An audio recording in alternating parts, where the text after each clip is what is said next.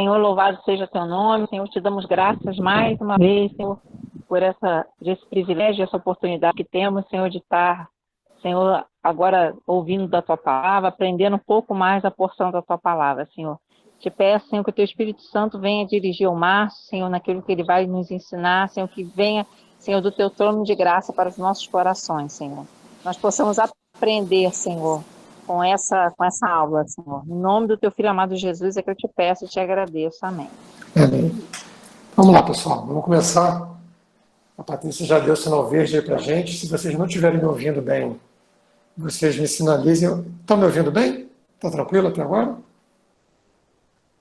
Estão ouvindo bem? Tá, estou te ouvindo bem. Tá bom. Então, se vocês não estiverem me ouvindo, me dão um sinalzinho aí, levanta a mãozinha aí que eu tento fazer alguma coisa para melhorar aqui. Então vamos lá, gente. Hoje é como se fosse a continuidade da aula da semana passada. Semana passada nós começamos a ver Romanos e hoje a gente vai ver, ainda que de uma maneira muito superficial, né?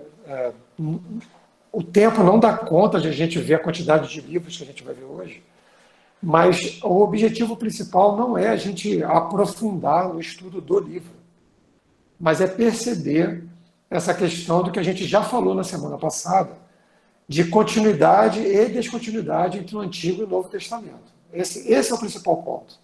Então, hoje, até as aulas são divididas assim, né, entre parte A e parte B. Hoje, como se fosse a parte B, nós vamos dar uma olhada nos livros do Antigo Testamento e, a partir daí, nós faremos as conexões, né? Por isso que o nome da revista é interessante, faremos as conexões entre esses dois testamentos. Como eu já falei, a gente chama isso de continuidade e descontinuidade. Aqui, né, dando uma reforçada.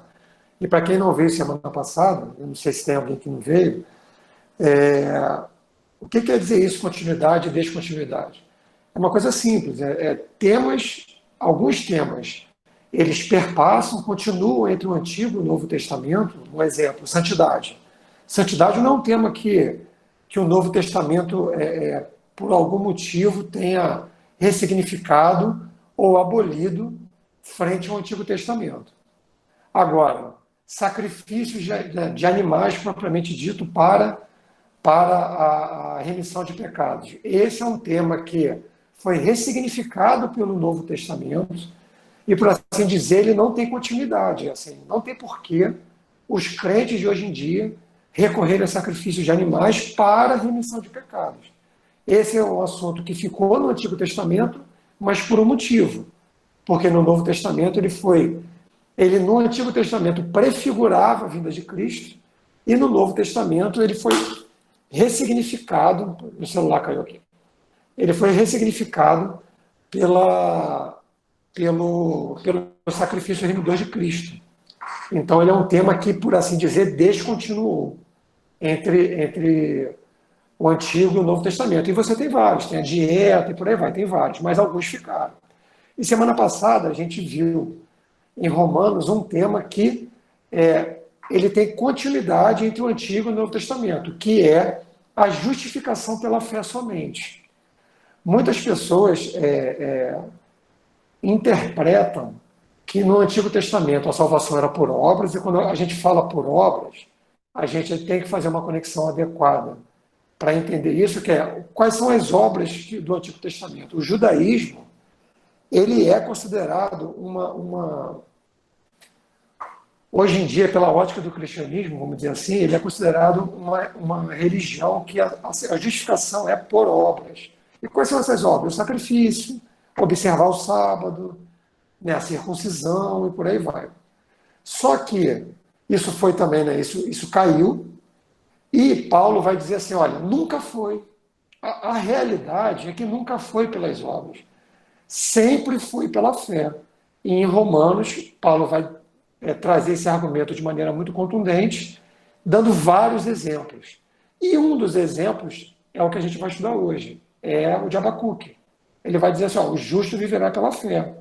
Ele vai trazer esse exemplo lá de Abacuque para fundamentar o seu argumento de que nunca foi por obras, sempre foi pela fé. E aí ele vai trazer vários argumentos no livro de Romanos, a gente viu semana passada. Hoje, para a gente continuar nesse fio condutor da fé em Deus, da justiça através da fé, do justo viverá pela fé, a gente vai dar uma olhadinha de maneira bem assim, rápida no livro de Abacuque e no livro de 1ª e 2ª Reis, com alguns argumentos aqui para a gente solidificar esse entendimento de que né, a justificação vem através da fé, vem através da graça, e não através de obras.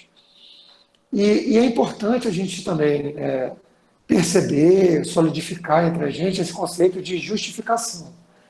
Justificação, deixa só um minutinho, deixa eu só fazer um negócio aqui rapidinho. Pronto. A justificação, como é que ela funciona? Né? Como é que o que esse termo quer dizer? Ele quer dizer que nós somos tornados justos, nós somos justificados pelo sacrifício de Cristo. Então, assim, não há nada que a gente possa fazer para que Deus nos olhe como justos, como pessoas que merecem, por assim dizer, né? A palavra não é a melhor, mas não é merecer, mas justos mesmo, pessoas que foram justificadas. Como nós fomos justificados? Através do sangue de Cristo. Então, o que na realidade quer dizer isso é quando Deus olha para a gente, é como se ele olhasse com um filtro, com uma ótica de Cristo sobre a gente. E aí ele olha assim e fala assim, tá, o Márcio ele é justificado porque ele aceitou o sangue de Cristo, aceitou o sacrifício de Cristo, e por esse motivo, ele se tornou justo. E não porque ele tenha feito alguma coisa. Então esse é o conceito de se tornar justo. E Paulo vai dizer assim, olha, no Antigo Testamento é a mesma coisa. Por mais que eles queiram defender que não, no Antigo Testamento é a mesma coisa. Tá?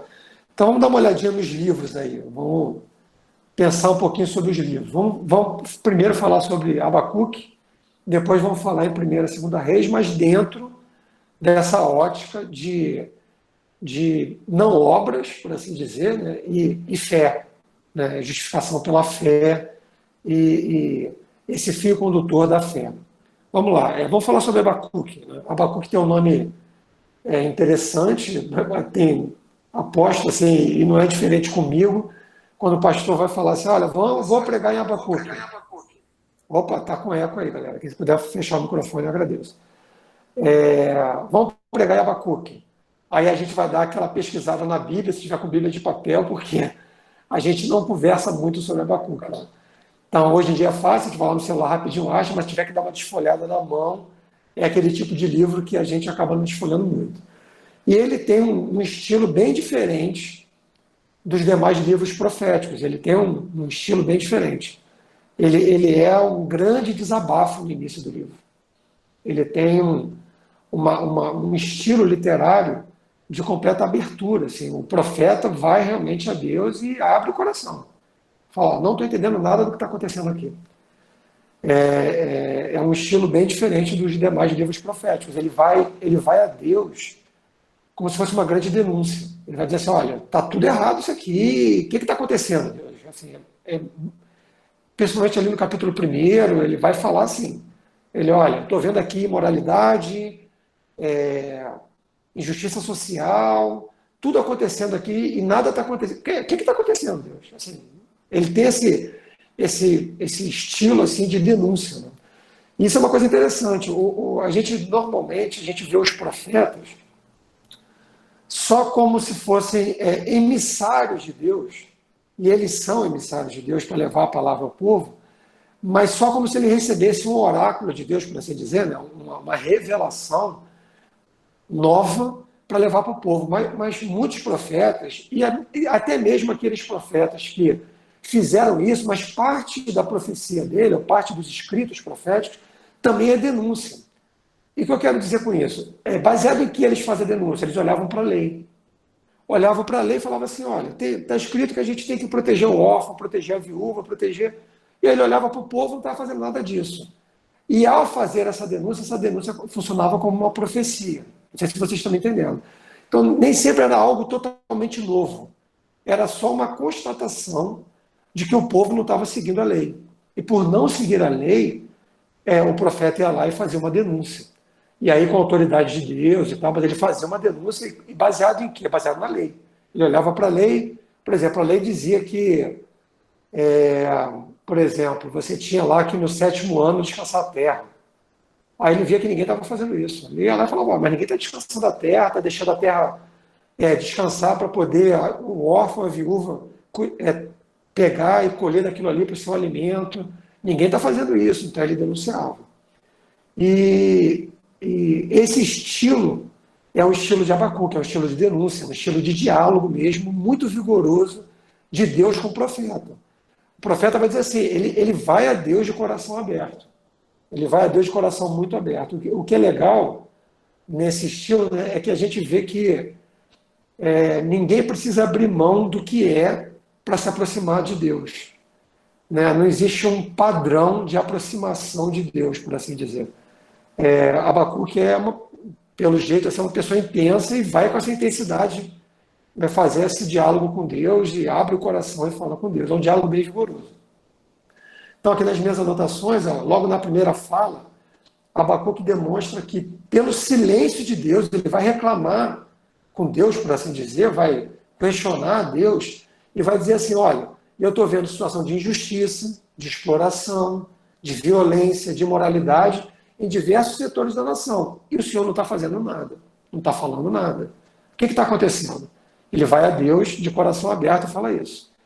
E na segunda parte, o profeta ainda fica bastante indignado, porque Deus vai falar para ele, olha, o juízo vem, mas o juízo vem através da invasão dos babilônios. Aí ele fica, para usar um termo nosso, assim, um termo da moda, aí por assim dizer que Abacuque vai ficar bolado com Deus, vai dizer assim, olha, mas aí piorou a situação.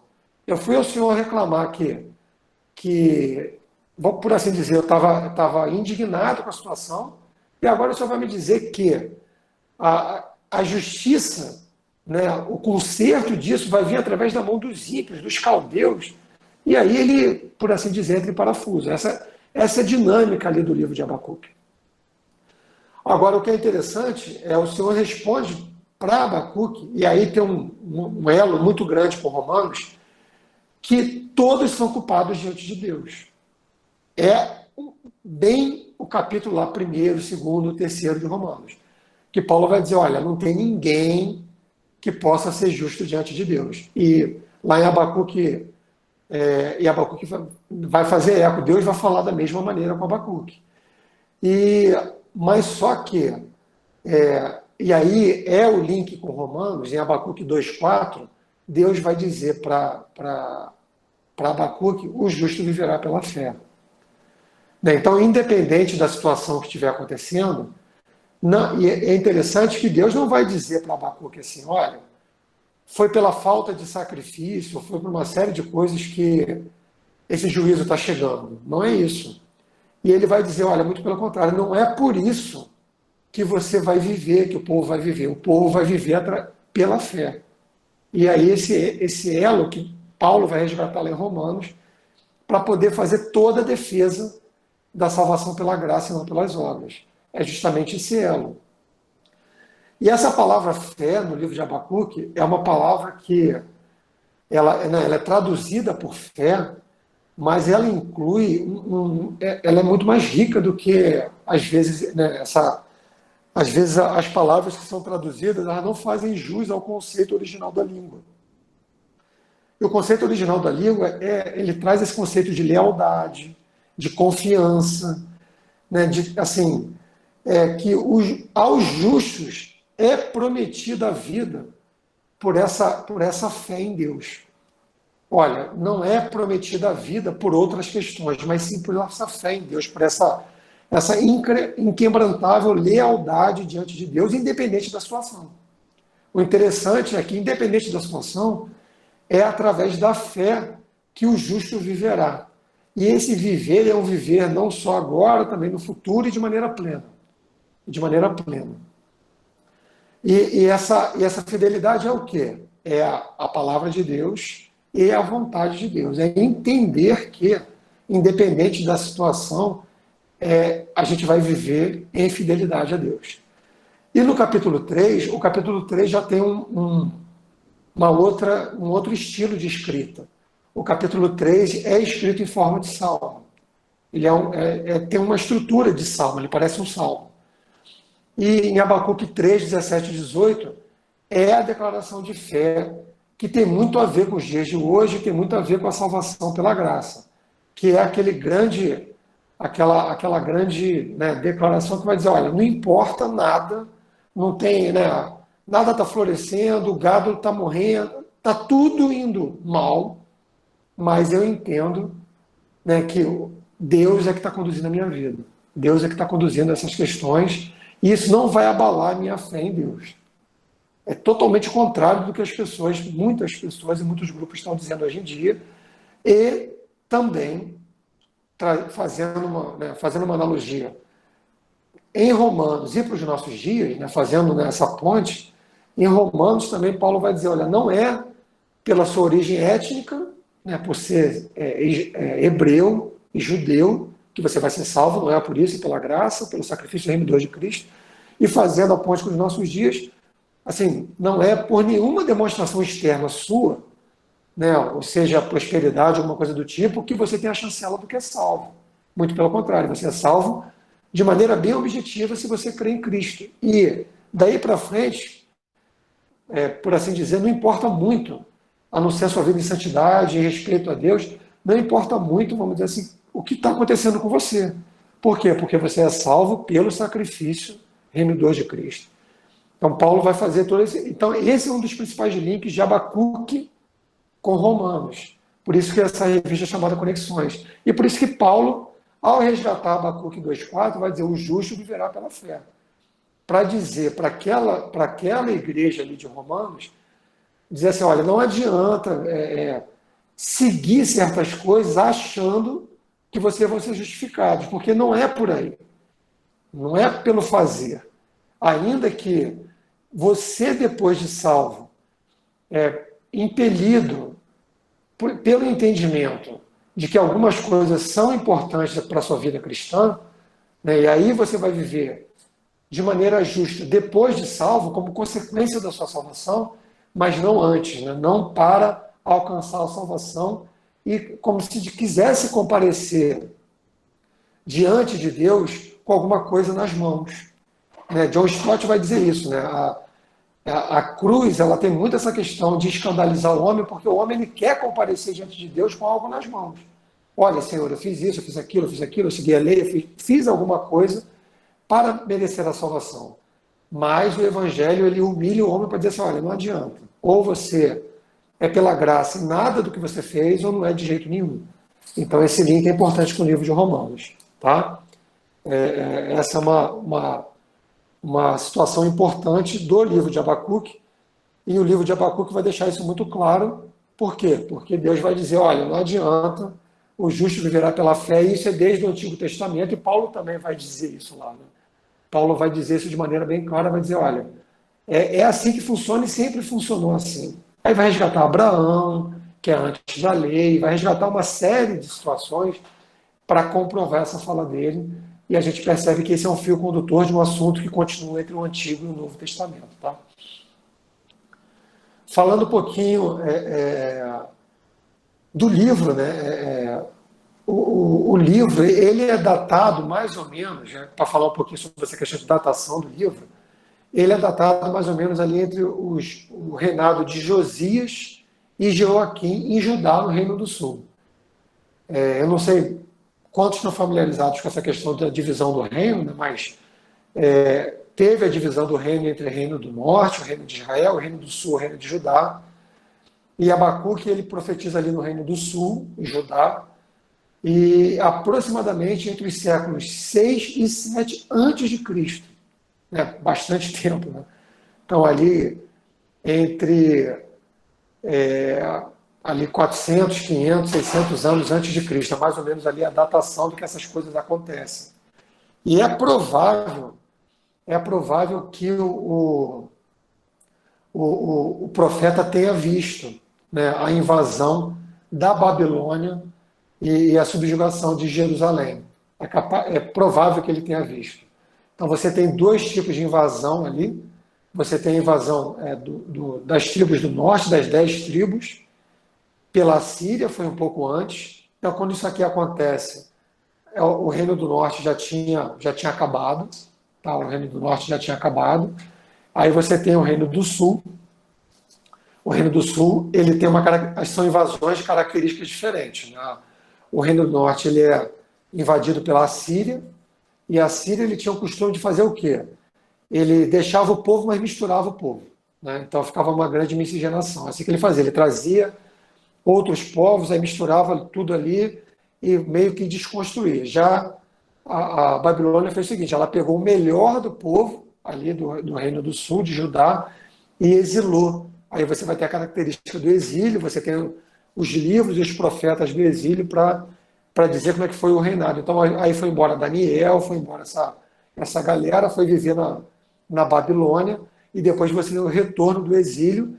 Então, no norte, as 10 tribos acabaram, e no sul você tem a restauração depois do exílio, lá quando volta Neemias, né, e por aí vai, você tem esse retorno. Então, esse é o contexto ali, contexto histórico da escrita do livro de Abacuque, o livro de Abacuque, e a conexão, vamos dizer, do assunto entre Abacuque e Romanos.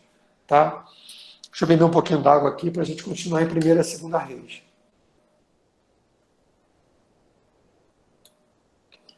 Continuar em 1ª e 2ª Reis aqui. O livro de 1ª e 2ª Reis, ele são livros extensos, né, que são livros de crônicas de reinado, vamos chamar assim. Né? Eles têm ali o que aconteceu nos reinos, ali é a continuação, ele é a continuação ali de 1ª e 2ª Samuel, é como se fosse uma continuação disso. E ele vai focar, ele é muito focado nos acontecimentos a partir do tempo de Salomão. E nessa divisão que aconteceu do reinado, que eu falei aqui, né? Depois, né, que o filho de Salomão assume a divisão do reino, e ele vai focar na narrativa desses reinados, tanto no reino do sul, o reino de Judá, como no reino do norte, o reino chamado Reino de Israel, né, ou o reino do norte, né, que eu já tinha falado. Então ele vai focar nessa divisão, as 2 tribos que ficaram no Reino do Sul e as 10 tribos que ficaram no Reino do Norte.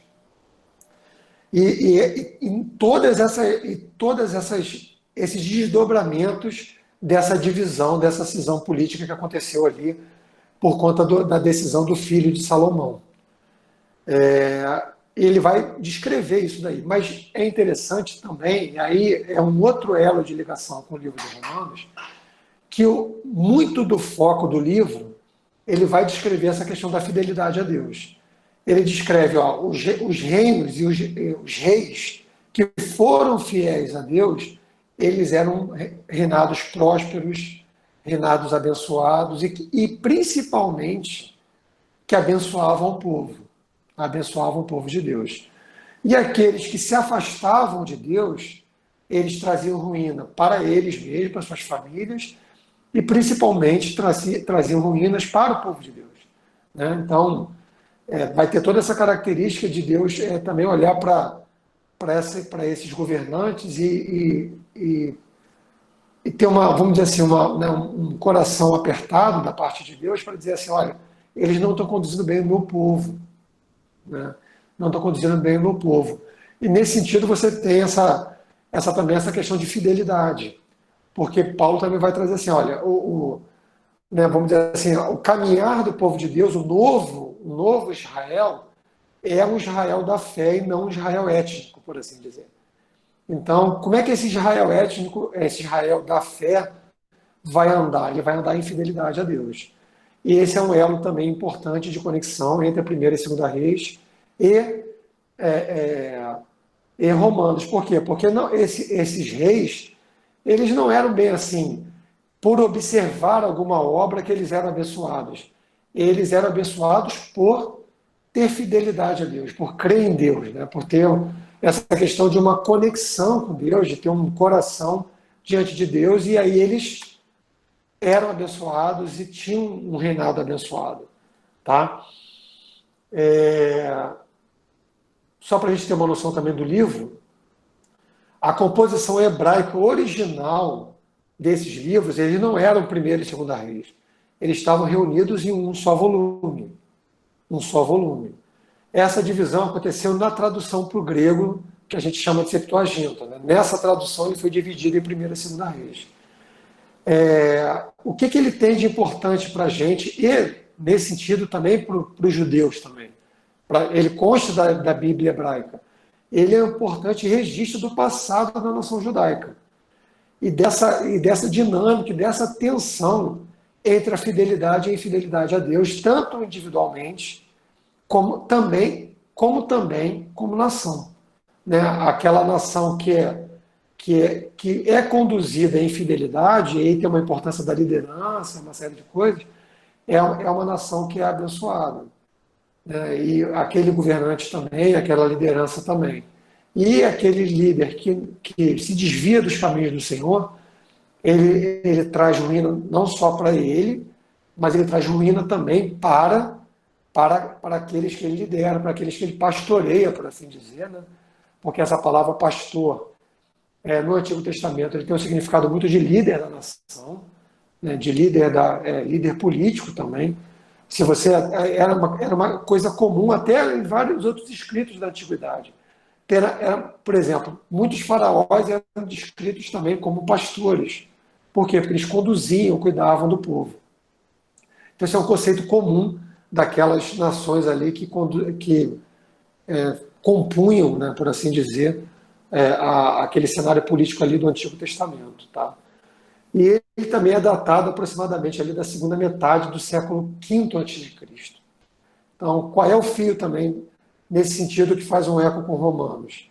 É essa questão de uma nação que é formada em fidelidade. E Paulo, em Romanos, ele vai desconstruir essa questão da nação étnica, que, vamos dizer assim, de uma nação que já nasce de uma promessa, e só por nascer assim, geneticamente falando, né, ou etnicamente falando, ela já tem a salvação. Ele vai dizer, não é assim, é através de uma nova nação.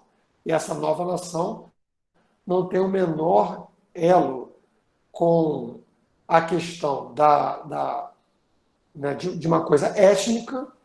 Pelo contrário, é a nação que vai nascer da graça, do sacrifício de Cristo, e é um novo Israel. Mas esse novo Israel nasce da graça, mas ele permanece pela fidelidade.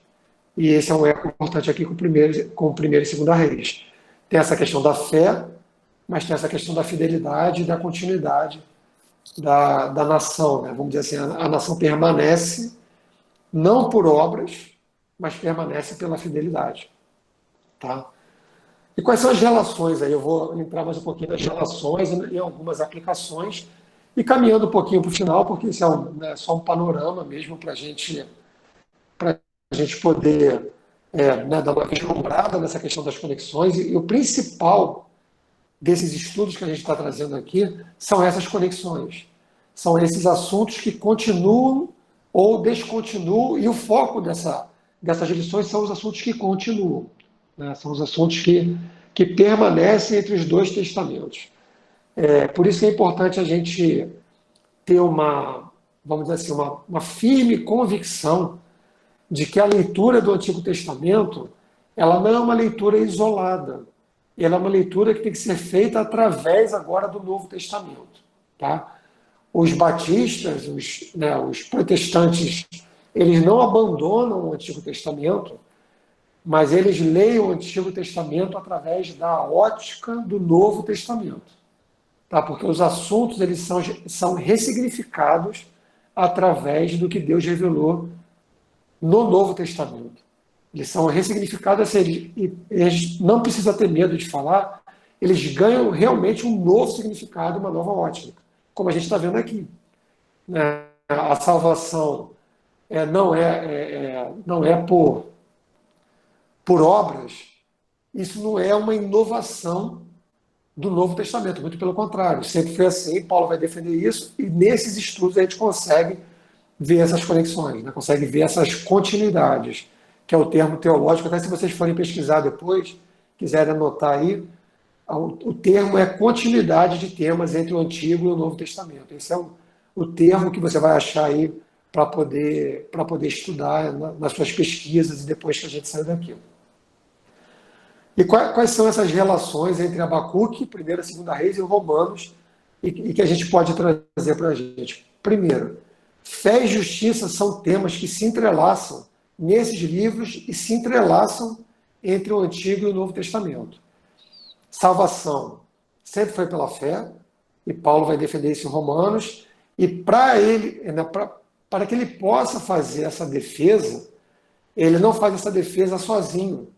Ele faz essa defesa com livros do Antigo Testamento e argumentos do Antigo Testamento, e vai dizer, olha, com isso aqui, com esse conjunto de argumentos que eu estou fazendo a minha defesa. Eu não estou fazendo a minha defesa sozinho, não é uma inovação. Então é um termo que tem essa continuidade. Justiça também, mas justiça dentro do conceito de tornar justo, né? Tornar justo. Então, Paulo vai trazer, né, vai trazer lá atrás, vai levar lá atrás esse argumento a Abraão. Por quê? Porque foi através da justiça, dessa confiança em Deus, e não foi através de obras da lei que Abraão foi visto como, e foi chamado pai da fé, né? E não foi visto como justo. E o que é ser visto como justo? É Deus olhar para a gente e olha, esse é justo, né? Esse é justo, e não tem nada que a gente faça para que Deus nos olhe assim. E qual é a nossa garantia de uma chancela? É o sacrifício remidor de Cristo, você abraçar esse sacrifício e entender que a sua salvação é somente pela graça. Esse é um tema que continua e é um dos principais elos entre esses 4 livros, por assim dizer, mas se a gente considerar a 1ª e 2ª Reis como se fosse um grande conjunto de livros. Esses 3 livros, por assim dizer. Aqui, a justiça de Deus não convive com o pecado humano em nenhuma época. No Antigo Testamento, nem no Novo Testamento. Não é porque nós somos salvos pela graça que o pecado, a gente tem licença para pecar, e Paulo vai dizer isso no livro de Romanos. Então, Paulo vai dizer isso nos primeiros capítulos em Romanos, vai dizer, olha, o judeu não é salvo, o grego não é salvo, ninguém é salvo, mas também isso não é desculpa, por ser salvo pela graça, não é desculpa para pecar. Então, isso também era no Antigo Testamento e também no Novo Testamento. Isso é uma continuidade também. Mas a fé sempre foi o escape para os homens, por assim dizer. Qual é o escape para os homens? Não são as obras, e sempre foi a fé. Também no Antigo Testamento e no Novo. Tá? A partir da fé no sacrifício remidor de Cristo, somos capazes de viver na justiça de Deus. Nós não somos capazes de viver na justiça de Deus por nós mesmos. Não somos capazes. Paulo vai falar isso em Romanos, e isso também, ele vai dizer que a lei denuncia isso o tempo todo para a gente, né? Porque a lei, ela traz uma série de coisas que a gente não consegue cumprir, e ele vai dizer isso em vários momentos, em vários escritos, ele vai dizer isso assim, olha, a justiça nos leva como um aio, eles tomam a nós pelas mãos e nos leva a Cristo. Por que ela leva a Cristo? A lei nos leva a Cristo. Por quê? Porque nós, por nós mesmos, não somos capazes de alcançar a salvação, mesmo que a gente tente cumprir a lei ali bonitinho, porque a gente não vai conseguir. Não vai conseguir. E continua não conseguindo. É somente pela graça que a gente vai alcançar isso. E não o contrário, né? É pela fé que a gente consegue, ainda com muito custo, vamos dizer assim, viver na justiça de Deus, e tropeçando, pedindo perdão. Lutero vai dizer que a nossa vida toda é uma vida de arrependimento, arrependendo e tentando caminhar. E não ao contrário, né? Como algumas religiões que se dizem até cristãs vão dizer para a gente, olha, vamos cumprir isso aqui, aquilo outro, e a gente vai conseguir ser salvo. Não vai. Não vai. Né? A gente precisa ter isso claro, não vai. Essa é uma questão importante também. Outra questão importante, e muitíssimo importante, a graça ela é para salvar, mas também é para que a gente viva a vida cristã. É graça para salvar e graça para viver. Você também precisa pedir doses de graça de Deus para poder viver a vida cristã. A graça é uma graça remidora, mas também é uma graça santificadora, uma graça que nos dá condições de viver a vida cristã. Se você abrir mão da graça, nós abrimos mão da graça para viver a vida cristã, a gente corre o risco de virar fariseu, por assim dizer, né? Nos tornarmos pessoas né, com esse espírito farisaico, né, esse espírito muito duro da lei, e a gente não vai conseguir, vai ser hipocrisia, vai ser uma vida de hipocrisia, a gente precisa da graça e entender a graça para poder viver. Assim, nas nossas dificuldades, nos nossos tropeços e pecados, pedir a Deus uma porção de graça para poder superar essas questões e ir caminhando na vida cristã. Então é graça para viver, graça para salvar, mas também graça para viver, porque senão a gente não vai conseguir. Esse é um fio condutor importante também em todos esses livros. Tá? E uma coisa que eu achei interessante, eu queria trazer também, sempre falo isso, mas não custa a gente lembrar, não se acanhe em levar a Deus as suas mais íntimas assim, inconformidades, chateações, coisas do seu coração. Leve para Deus, porque Abacuque fez isso. Ele estava, por assim dizer, aborrecido com Deus, não falou isso para ninguém, foi para Deus e falou: olha, Deus, eu não me conformo com isso aqui. Né? Foi de coração aberto dizer isso para Deus, dizer: olha, não estou legal com isso aqui, não estou entendendo. E salmista faz isso, e nós, por esses motivos, temos que dizer assim, a liberdade para chegar diante de Deus e falar: Senhor, eu não estou bem com essa situação. Seja a situação A, B ou C, não estou entendendo, por favor, me dá alguma condição, através da tua palavra, de entender, através da ação do teu Espírito Santo, entender o que está acontecendo, porque hoje eu não estou conseguindo entender. Não tenho vergonha de fazer isso, porque os homens de Deus não tiveram vergonha ao longo do tempo de fazer isso. Essa é uma coisa interessante, uma lição também importante a gente tirar ali de Abacuque, né? Principalmente de Abacuque, porque Abacuque foi a Deus de maneira muito sincera, franca, de coração aberto, para poder falar essas questões. Então, resumindo, né, para a gente fazer um fechamento aqui, esses assuntos perpassam esses livros. Quais são eles? Fé, justiça, fidelidade, salvação pela graça, perpassam esses livros, e Paulo vai se usar disso. A justiça de Deus não convive com o pecado humano, né, e sempre foi assim, tanto no Antigo como no Novo.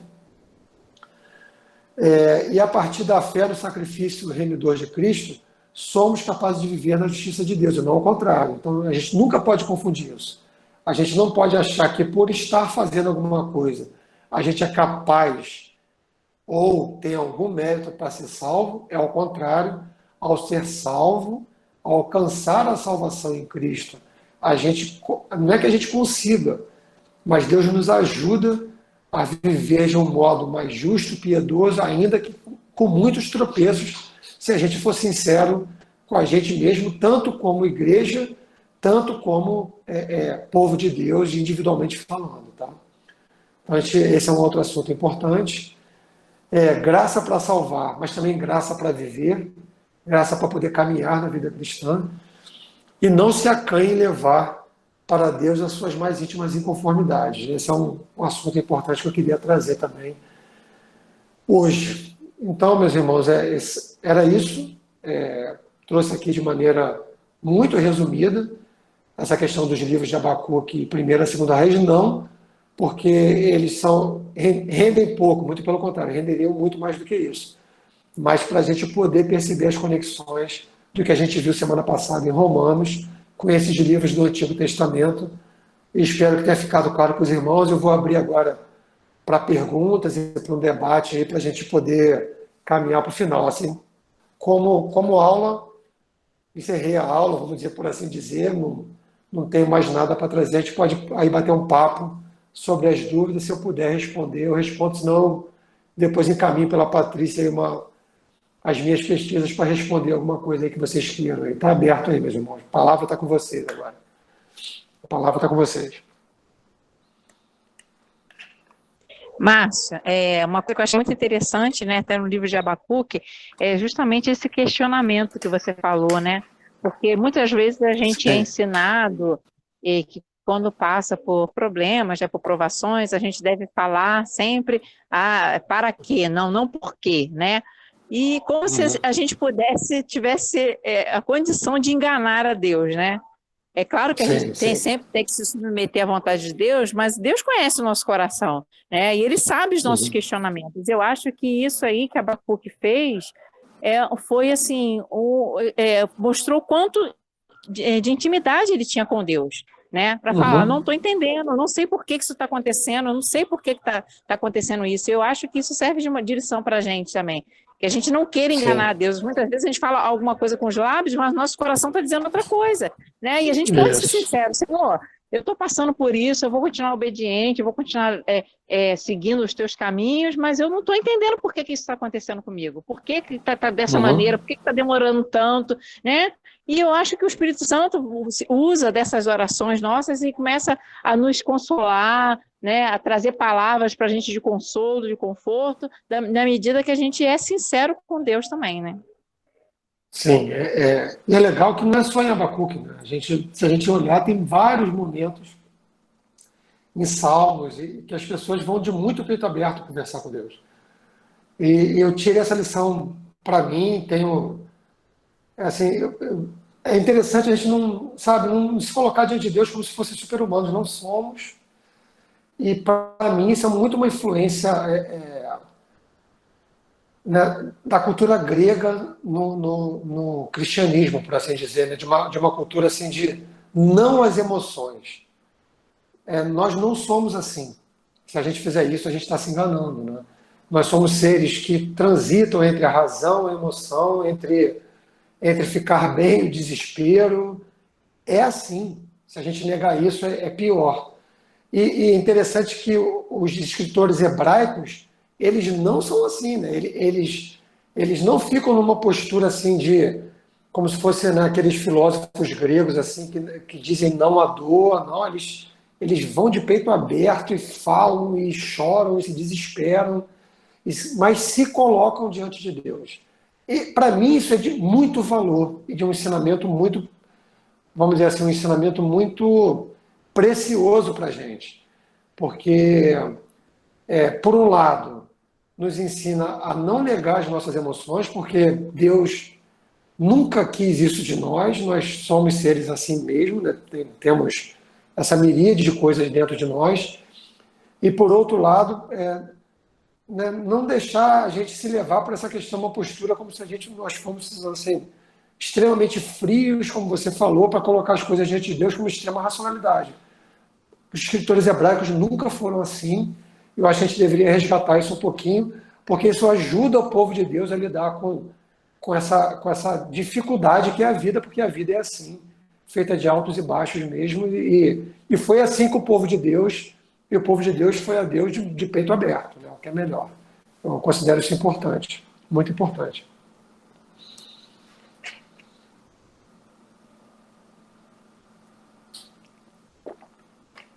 Mais alguém, pessoal? Quer falar alguma coisinha? Fazer alguma pergunta? Não fez sentido? Falar, nossa, o que você falou não fez sentido. Pode falar, meu irmão. A hora é essa. A hora é essa.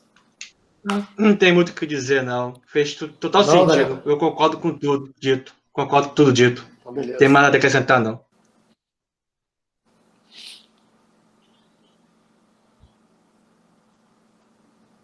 Beleza. Se alguém quiser falar alguma coisa, pega a palavra e fala aí.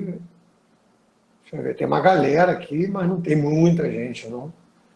Senão, vamos caminhar para o final. Eu pedi à Patrícia, já que ela fez a oração de início, fazer a oração de final, de finalizar esse encontro. Mais uma vez foi um encontro bacana, abençoado. Teremos outros, né? Tivemos boas notícias hoje aí de caminhar aí para uma esperança para a gente poder voltar poder voltar a uma vida um pouco mais, né, normalizada, ainda que demore um pouco, a gente tem um Se caminho Deus longo pela quiser. frente. Se Deus quiser, tivemos uma notícia boa hoje, eu fiquei bem emocionado com o que aconteceu, achei uma excelente notícia.